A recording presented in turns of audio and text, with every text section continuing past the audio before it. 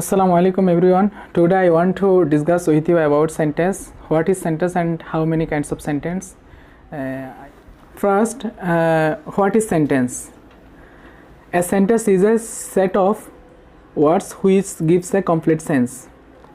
আচ্ছা, আমরা যদি বাংলায় বলতে যাই সেন্টেন্স মানে হচ্ছে বাক্য। আমরা সকলেই জানি কিছু লেটার বা বর্ণ মিলে একসাথে ওয়ার্ড হয় আর ওয়ার্ডের সমন্বয়ে সেন্টেন্স হয়। তো সেন্টেন্স কাকে বলে আমরা ছোটোকাল থেকে পড়েছি। অর্থবোধক কয়েকটি শব্দ পাশাপাশি বসে যদি পূর্ণাঙ্গ মনের বা প্রকাশ করে তাহলে তাকে সেন্টেন্স বলা হয়ে থাকে। তো ইংলিশে কি বলা আছে? এ সেন্টেন্স একটি বাক্য ইজ এ সেট অফ ওয়ার্ডস। একটা হচ্ছে শব্দের একটি সেট মানে একটা গ্রুপ অফ ওয়ার্ডস হুইচ যেটি গিভস এ কমপ্লিট সেন্স, যেটি একটি পূর্ণাঙ্গভাবে একটা অনুভূতি বোঝাবে। তাই আগের সংজ্ঞাটার সাথে প্রেম মিল। A sentence is a set of words which gives a complete sense.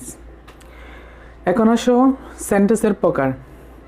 So সেন্টেন্সকে দুইভাবে বিভক্ত করা যায়। একটা হচ্ছে অ্যাকর্ডিং টু মিনিং অর্থগতভাবে, আর একটা হচ্ছে অ্যাকর্ডিং টু স্ট্রাকচার গঠনগতভাবে।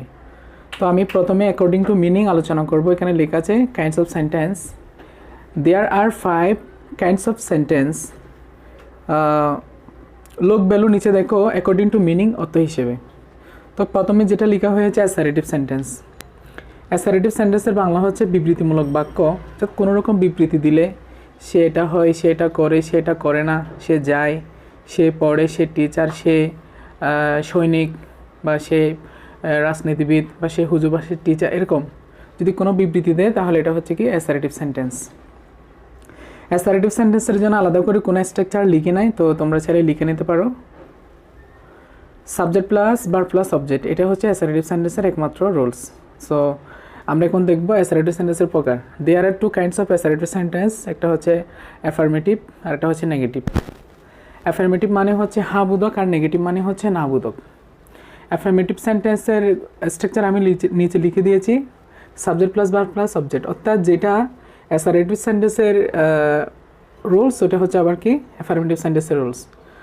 তো অ্যাফার্মেটিভ মানে হ্যাঁ বোধক, অর্থাৎ যে সেন্টেন্সগুলো আমাদেরকে হ্যাঁবাচক বার্তা দিবে, হ্যাঁবাচক বার্তা দেওয়া, এটা হচ্ছে কি অ্যাফার্মেটিভ সেন্টেন্সের মানে মূল উদ্দেশ্য। ওকে, লিখেছে এখানে I can teach you how to sing. আমি তোমাকে শিক্ষা দিতে পারি কীভাবে গাইতে হয়। হ্যাঁ, I can do the work, আমি কাজটা করতে পারি। অর্থাৎ আই ডু দ্য ওয়ার্ক, আমি কাজটা করি। আই গো টু স্কুল, আমি স্কুলে যাই। অথবা কি I have to help the four, আমার উচিত গরিবকে সাহায্য করা। তাহলে এগুলো হচ্ছে অ্যাফার্মেটিভ সেন্টেন্স। এবার আসো নেগেটিভ। নেগেটিভ মানে হচ্ছে না বোধক। তো রুলসটা কীরকম হয়? Subject plus verb plus not plus object. আবার এটাও ভিন্নভাবে হতে পারে। কিছু কিছু ওয়ার্ড আছে যেগুলো টোটালি নেগেটিভ, যেমন সেলডম, লিটল, হ্যাঁ, বা ফিউ, এরকম সেন্টেন্স থাকলে এটাও নেগেটিভের আওতাভুক্ত পড়বে। যেমন লিখেছে আই ডোন্ট ট্রাস্ট হিম, আচ্ছা আমার উচিত না তাকে বিশ্বাস করা। অথবা এরকম হতে পারে I have not go to school today, আমার আজকে স্কুলে যাওয়া উচিত না। আমরা আরও লিখতে পারি I have not go out, আমাদের বাইরে যাওয়া উচিত না। এভাবে যেগুলো না বোধক কোনো মেসেজ দিবে আমাদেরকে, না বোধক অর্থ প্রদান করবে, এটা হচ্ছে নেগেটিভ সেন্টেন্স। ওকে, আমরা এখন ইন্টারগেটিভ সেন্টেন্স নিয়ে আলোচনা করব।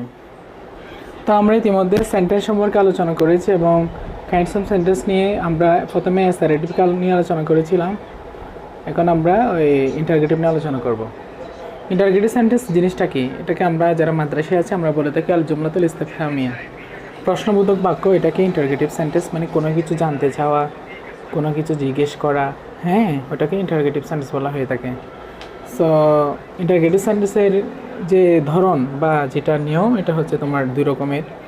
প্রথমত একটা হচ্ছে তোমার ফ্রেজার ইনডিফিনিট টেন্স যেখানে হবে সেখানে ইন্টারগেটিভ সেন্টেন্স করার সময় ডু বা ডো নট ডে করতে হবে। অর্থাৎ অ্যাফার্মেটিভ হলে ডু, নেগেটিভ হলে ডো নট ডে করতে হবে। আবার যখন ফার্স্ট টেন্স হবে তখন আমাদেরকে ডিড বা ডিড নট ডে করতে হবে। ঠিক আছে? যেমন প্রেজেন্ট টেন্স হলে কি হয়? Why do you want to go, why do you want to go. ঠিক আছে, এটা যে প্রেজেন্ট টেন্স ডু। তখন আমাদেরকে এটার অর্থ কী দাঁড়ায়? কেন তুমি বাইরে মানে কেন তুমি যেতে চাও। ফার্স্ট টেন্স হলে তখন কী হবে? ডিড বা ডিড নট ডে করতে হবে। সো কেন হচ্ছে ডিড হি হেল্প হিম, তিনি কি তাকে সাহায্য করেছিল। এভাবে আমরা আরও কিছু সেন্টেন্স বলতে পারি। আর কিছু সেন্টেন্স আছে, যেমন আমরা যদি বলতে পারি you need not go there do you.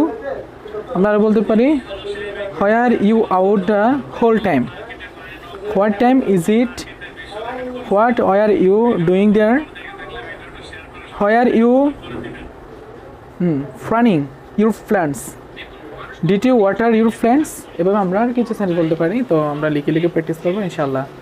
তো আজকের মতো আমরা ইন্টারগ্রেটিভ সেন্টেন্সের এখানে শেষ করছি, আর বাকি 3 প্রকারের সেন্টেন্স নিয়ে আরেকটা ক্লাসে ইনশাআল্লাহ যুক্ত হবো।